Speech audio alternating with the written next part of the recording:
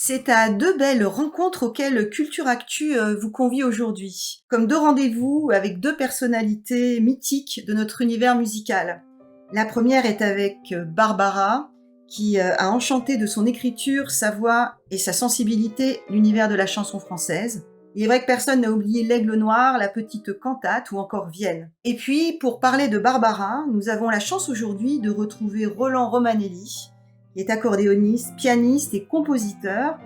Il a accompagné sur les routes et dans la vie la longue Dame Brune pendant 20 ans. Il prépare un spectacle qui lui est dédié pour les 25 ans de sa disparition au Théâtre de Passy les 21 et 22 novembre avec Rebecca May et qui est accompagné également par Jean-Philippe Audin.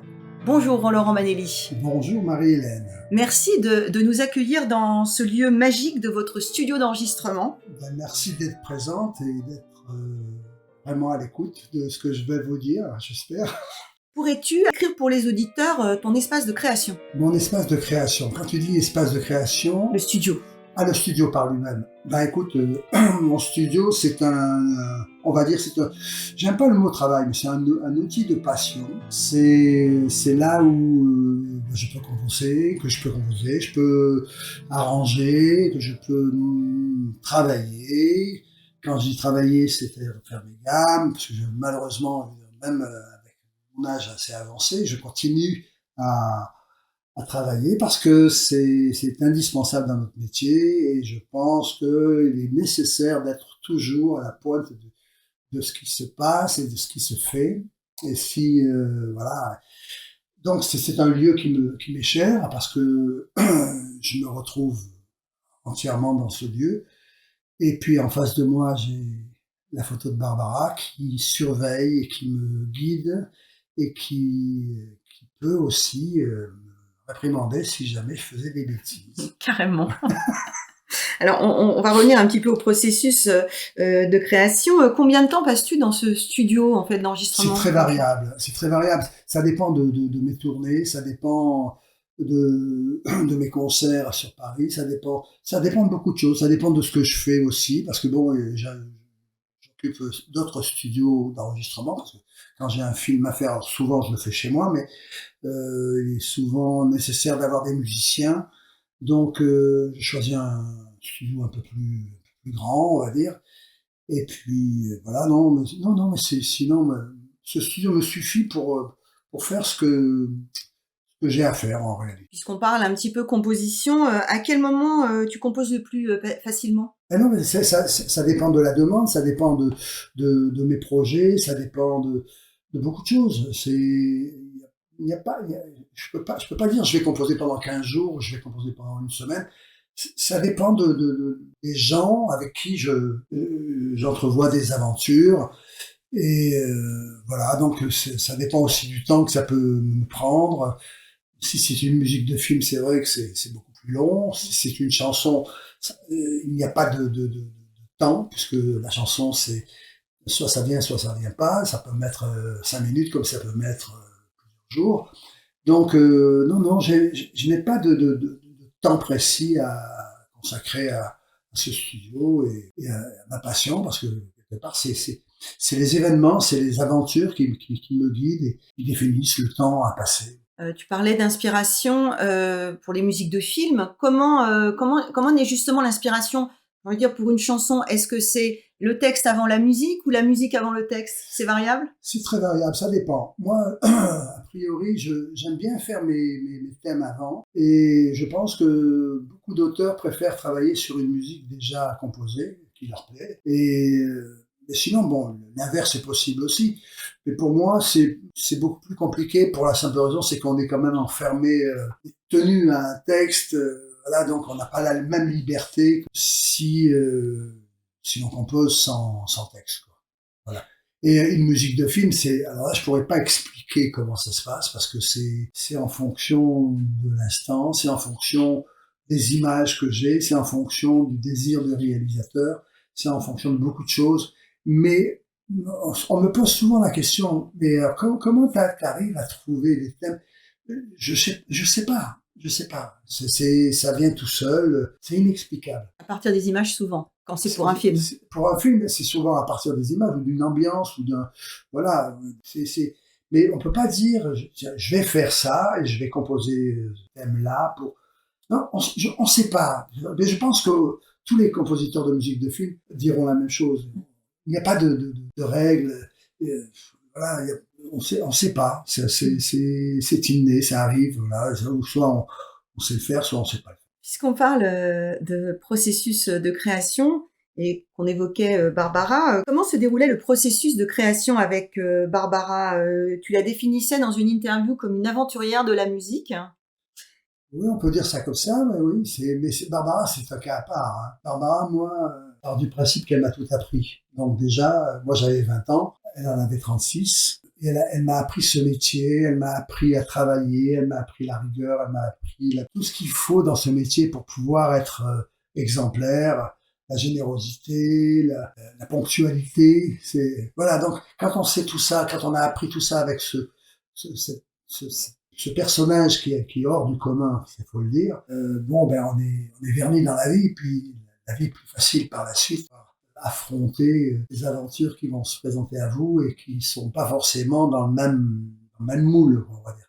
Et Barbara, pour moi, c'est vrai que c'est un personnage qui non seulement m'a appris ce métier, mais qui m'a appris à développer mon imagination parce que elle avait un langage, elle ne parlait que en images et en couleurs. Donc pour un musicien, souvent, c'est inexplicable. On se dit, bon, qu'est-ce qu'elle veut dire par là?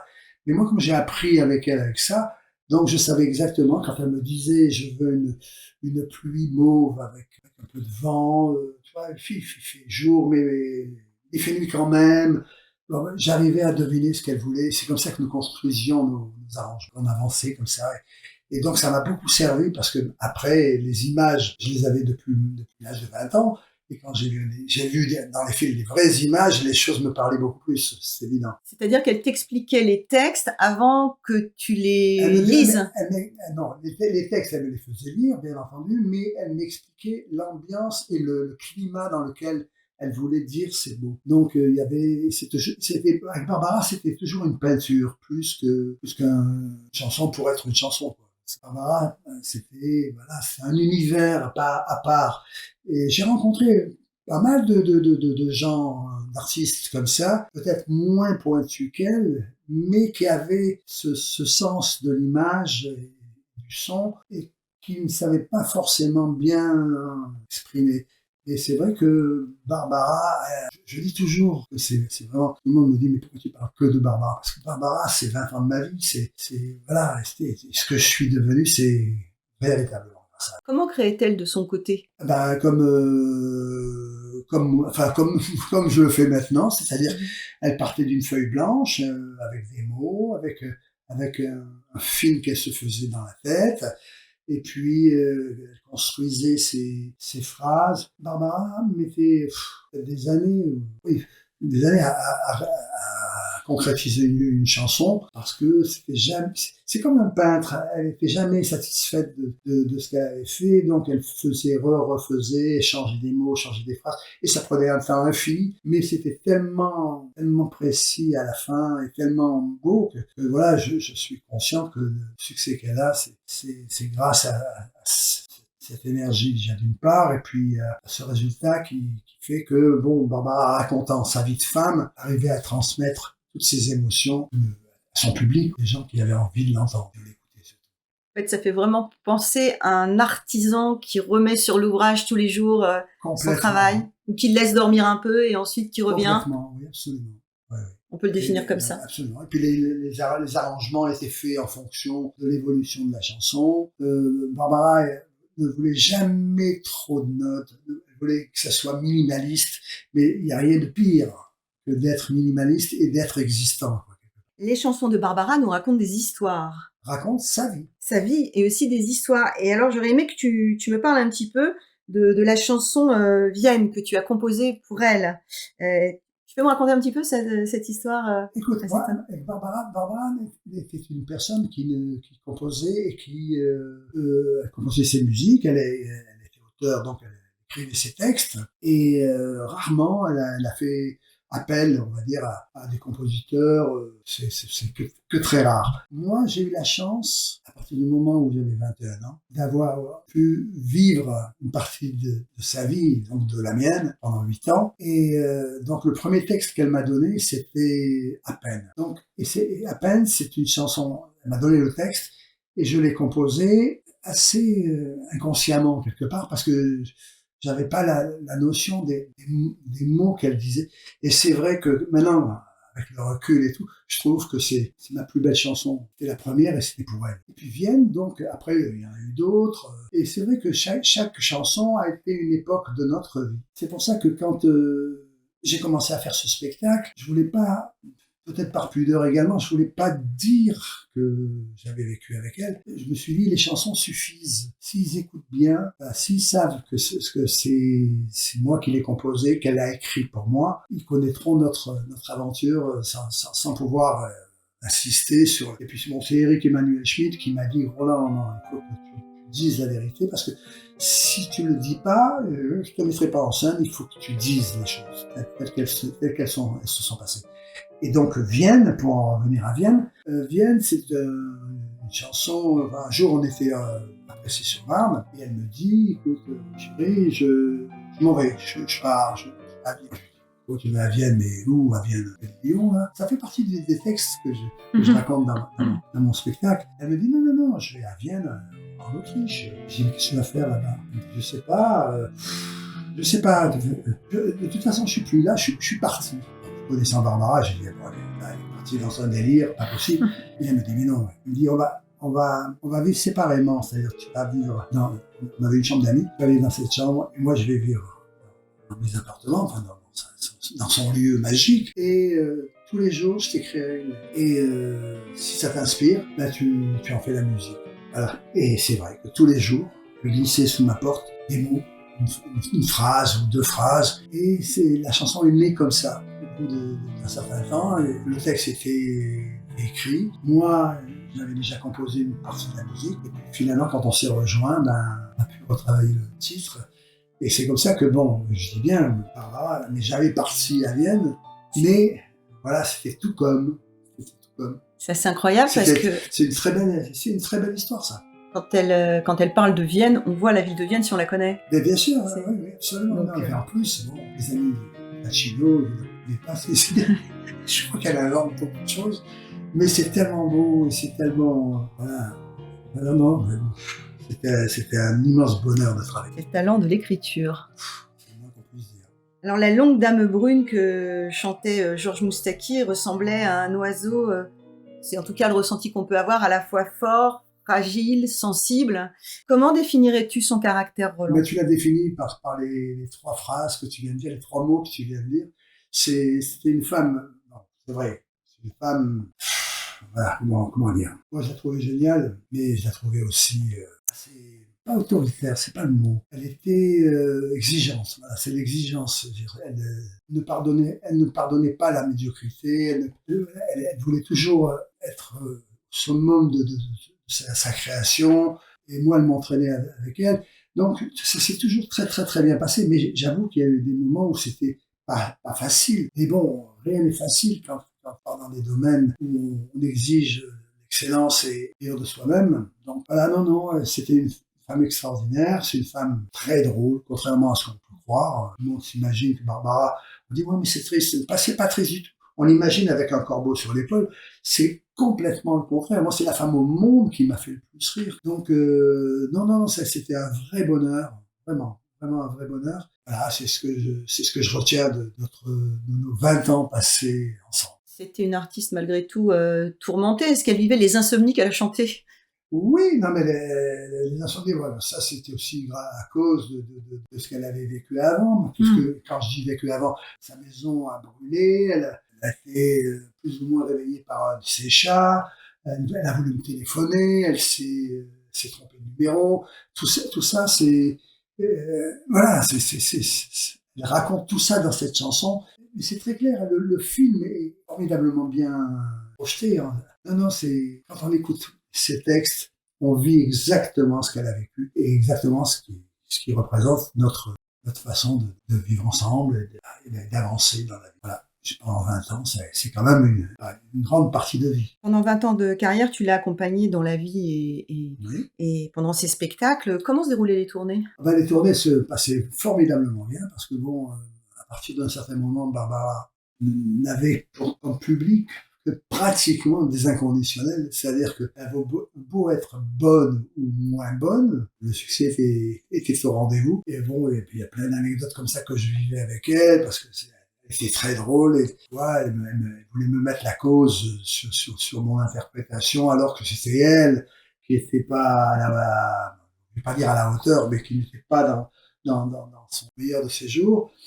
Et elle me disait, un jour, elle a salué, j'avais ramé pendant tout le spectacle parce qu'elle était peut-être fatiguée. Donc, je faisais tout pour que ça se passe très bien. Et pendant les saluts, parce que là, ben, elle me présentait vraiment très, très, très bien. Et elle me dit, ah, vous avez été très mauvais ce soir. Oh là là, moi, j'ai dit, comment elle peut me dire ça alors que j'ai tout fait pour rattraper tout ce qu'il y avait à rattraper. Et moi, avec mon inconscience, parce que bon, c'est vrai qu'on se disait tout, alors, on saluait une deuxième fois, mais c'était plus fort que moi. Je lui ai dit, je n'ai fait que le reflet de ce que vous étiez, madame. Donc, on sortait de scène et elle se mettait à rire. Parce que avec Barbara, il y avait une chose qui était extraordinaire et que malheureusement on ne vit pas quotidiennement maintenant avec n'importe qui, c'est que quand Barbara me reprochait quelque chose, ou si moi je lui reprochais quelque chose, on se vouvoyait.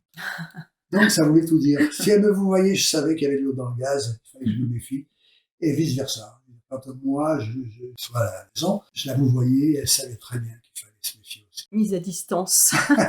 Mais c'est vrai, mais c'est formidable ça. C'est vrai, c'est une bonne façon de pouvoir gérer le caractère de chacun. Et en même temps, j'ai lu qu'il y avait une grande osmose entre vous, que tu suivais le moindre souffle et c'est assez impressionnant de t'entendre dire ça. La complicité avec Barbara, je respirais en même temps qu'elle. Je ne dis pas qu'elle respirait en même temps que moi, parce que c'est moi qui la suivais.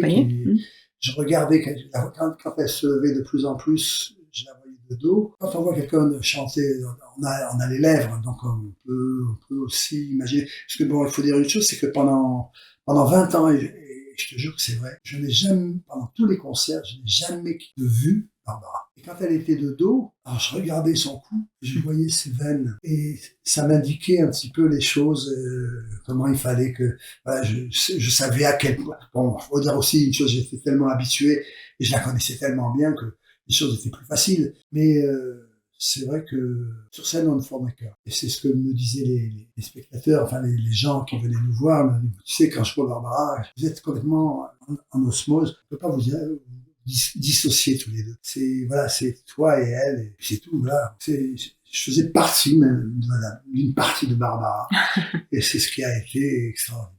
Quelles sont tes chansons préférées de son répertoire? Là, les chansons préférées, moi je les aime toutes. Donc j'aime beaucoup les miennes, pas parce qu'elles me sont dédiées, mais je les aime bien parce que c'est une grande partie de bonheur que j'ai eu partagé avec elle en les composant et après en les... Non, mais les chansons que je préfère de Barbara, s'il y en avait une à choisir, je pense que ça serait Ma plus belle histoire d'amour, parce que c'est le reflet de ce qu'elle aime, enfin ce qu'elle aimait en tout cas, parce qu'elle se donnait à fond dans ses spectacles et les gens lui rendaient bien. Enfin, et je pense que c'est une des chansons qu'elle préférait parce que elle n'a jamais quitté le tour de chant. Ça a toujours été la chanson qui clôturait le spectacle. Quand on l'écoute, c'était sa vie de chanteuse, d'amour pour le public.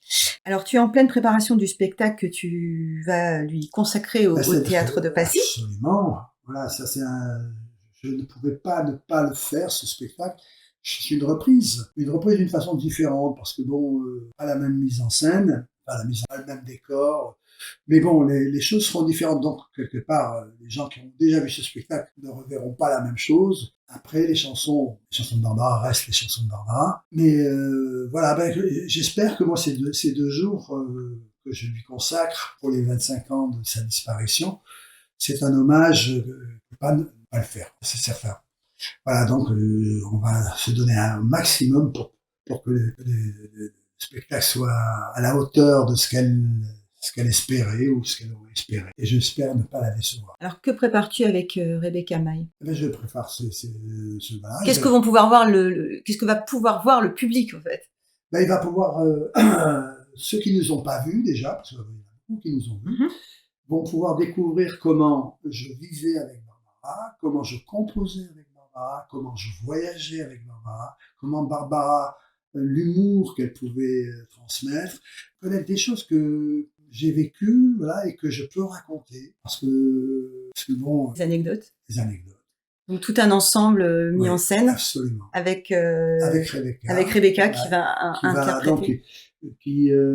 c'est une artiste que j'ai choisie parce que je veille vraiment, vraiment au grain. Elle ne se prend pas pour Barbara, elle ne prend pas sa place. Barbara est irremplaçable. Elle accepte le fait de parler de ma vie alors que c'est ma compagne. Donc c'est un tout et je pense que elle ne trahit en rien l'œuvre de Barbara, si ce n'est que peut-être avec Rebecca, c'est difficile à dire, mais les réflexions des spectateurs à la fin, Barbara était tellement vivante, enfin, sur scène. Des fois, on comprenait pas tout exactement ce qu'elle disait, on connaissait les chansons. Mais avec Rebecca, c'est une chose qui a été très remarquée, c'est que les gens me disent, on redécouvre le texte. Et pour moi, c'était très important parce que c'est le but, c'est de pouvoir transmettre cette œuvre de Barbara en prenant ce qu'elle a toujours voulu dire. Et c'est vrai qu'on, dans certains spectacles, on perdait un peu. Mais bon, ça n'avait aucune importance à l'époque. Mais maintenant, voilà, je tiens véritablement à ce que les textes soient respectés, que les gens soient complètement dans l'histoire. C'est une façon de redécouvrir les textes de Barbara En quelque sorte. Oui, oui, en quelque sorte. C'est vrai. et les faire vivre autrement tout en respectant sa mémoire. Oui, tout en respectant l'humeur, tout en respectant Mmh. l'esprit, tout en respectant euh, voilà, je ne trahis rien. Au contraire, c'est-à-dire que à partir du moment où je joue beaucoup de piano dans le spectacle, je joue un peu d'accordéon, mais j'essaie de faire un mélange de ce que je faisais avec Barbara et de ce que je fais maintenant. Voilà, ce que je fais maintenant. C'est-à-dire que je ne trahis en rien. Je sais pas de transformer une chanson avec un rythme différent. Je reste authentique. J'ai le plus grand respect pour l'œuvre de Barbara, donc jamais je ne trahirai son œuvre. Le projet, c'est vraiment de la faire connaître C'est et de vrai, transmettre non aussi. seulement de faire transmettre, mais de ne pas la faire mourir une deuxième fois, parce que si je fais pas ça, on a déjà perdu notre identité dans la chanson française. Si en plus je ne fais rien pour que Barbara puisse survivre à, à toutes ces nouveautés, tous ces styles, c'est vrai que c'est devenu tellement maintenant. C'est vrai que la chanson française, bon, moi je m'accroche à la chanson française de qualité, donc voilà, donc on ne peut pas me reprocher de vouloir transformer quoi que ce soit ou de m'approprier quoi que ce soit. Non. Alors, puisqu'on parle chanson française, tu es aussi actuellement sur scène avec Jean-Philippe Audin et Arnaud Absolument. Ascoy pour La Promesse Brêle. Ah, mais je suis aussi sur scène avec Barbara, avec Jean-Philippe Audin, Ah oui, qui est absolument, mon absolument. complice, voilà, Faut qui pas est un l'oublier. merveilleux musicien, un musicien hors pair, un musicien qui, voilà, avec Jean-Philippe, c'est un peu la même osmose que j'avais avec Barbara, c'est assez extraordinaire. On croirait que ce garçon a une prise MIDI, enfin pour ceux qui connaissent la musique et savent ce que c'est. Et voilà, et je suis complètement relié à lui. C'est le Lucky Luke, on va dire. On dit qu'il, voilà, c'est comme mon ombre. C'est extraordinaire. J'ai rarement rencontré un musicien avec autant de talent et autant de complicité. Mais c'est un petit peu le talent d'une osmose d'équipe, en fait. C'est ce qu'on recherche, ouais, mais ce qui est très difficile à réaliser parce que c'est pas évident. Il faut tomber sur la bonne personne, il faut tomber sur le bon musicien, il faut tomber sur la personne qui, voilà, qui vit ce que je vis, euh, voilà, qui le vit à 100%. Et c'est fabuleux. Et donc, avec Arnaud Ascol, moi, quand j'ai une équipe qui marche, je, je la garde. Voilà. Jacques Brel, c'est aussi un grand de la chanson, mais que tu n'as pas pu accompagner. C'est ce que tu me Malheureusement, disais tout à l'heure. j'ai failli l'accompagner sur le dernier mois. Enfin, Barbara m'avait dit, écoute, je crois que Jacques aimerait bien que tu l'accompagnes, Mais bon, comme ça s'est arrêté très vite, Barbara ayant des contrats, donc j'ai pas pu avoir cette opportunité. Mais c'était mon rêve d'adolescent, accompagner ou Brel ou Barbara. Bon, mon vœu était exaucé avec Barbara, alors que jamais j'aurais imaginé que ça puisse m'arriver. Et là, en rencontrant Arnaud Ascoy, je me suis dit, bah, c'est peut-être une opportunité de pouvoir accompagner Brel, même si c'est pas Brel, mais ce sont son univers, c'est son univers. Je dis en plaisantant, c'est comme le Canada Dry, ça ressemble à je crois que c'est du whisky, mais c'est pas du whisky, mais c'est pareil. Il est tellement sincère, Arnaud. Il est tellement vrai, il vit tellement ses chansons que voilà, ben c'est une expérience que je n'ai pas vécue avec Brel, mais que je vis avec Arnaud et où Et c'est ce qui t'a plu, en fait, je suis dans complètement l'expérience. heureux et satisfait. C'est un vrai bonheur. Quels sont tes autres projets Oh, mais après tout ça? j'en ai plein. Tu sais, je veux dire, je crois que j'ai jamais autant eu de projets où travailler. J'avance dans ma vie et c'est tellement formidable. Pour l'instant, je peux pas dire parce qu'il n'y a rien de défini. Ah mais non, Donc, d'accord. il vaut mieux, on dit, il ne faut jamais vendre la peau de l'ours avant de la tuer. Mais je vis ma passion, je pense que je mourrai sur scène, ça c'est certain. Ça c'est pas être autrement. Voilà, et je suis l'homme le plus heureux. Merci Roland Romanelli Ah, mais pour merci à cette toi. rencontre. Et à très Merci à bientôt toi. donc sur la scène donc, du Théâtre de Passy, 21, Absolument. 22 novembre. Ouais, Et puis, et j'espère que bah, le public sera là et partagera ces moments de bonheur avec moi. merci à toi. Merci à toi. À bientôt. Merci.